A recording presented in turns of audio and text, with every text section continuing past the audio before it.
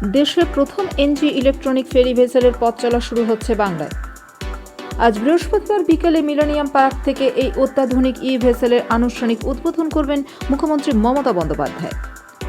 বিদ্যুৎ পরিচালিত এই ভেসেল তৈরিতে রাজ্যের খরচ হয়েছে প্রায় 6 কোটি টাকা। এই ব্যাপারে বুধবার রাতে পরিবহন মন্ত্রী স্নেহাশিস চক্রবর্তী বলেন, পরিবেশ দূষণ কমাতে বিশেষভাবে সাহায্য করবে বিদ্যুৎ চালিত এই ভেসেল। এর ফলে যাত্রীরা যেমন আরও বেশি সুরক্ষিত হবেন, তেমনই অনেক বেশি স্বাচ্ছন্দ্য অনুভব করবেন।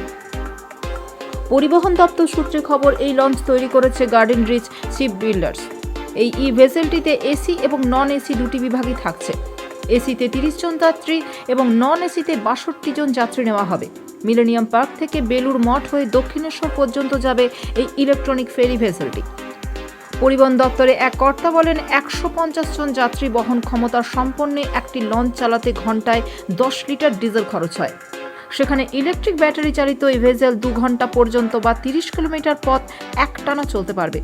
পরিবহন মন্ত্রী জানান, আগামী দিনে আরও 12টি ভেসেল এবং 12টি বার্জ চালানো হবে।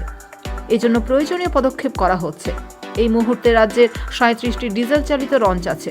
পরিবেশের কথা ভেবে আগামী দিনে ডিজেল চালিত লঞ্চ কমিয়ে বিদ্যুৎ চালিত ভেসেলের বৃদ্ধির পরিকল্পনা রয়েছে রাজ্যের।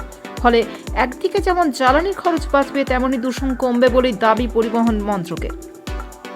হাওড়া ছাড়াও হুগলি, দক্ষিণ 24 পরগনা সহ অন্যান্য জেলায় বিভিন্ন ঘাটে লঞ্চ পরিষেবা রয়েছে। পরিবহন মন্ত্রক সূত্রে খবর, আগামী দিনে বাকি জেলাতেও ভেসেলের চালানোর পরিকল্পনা রয়েছে।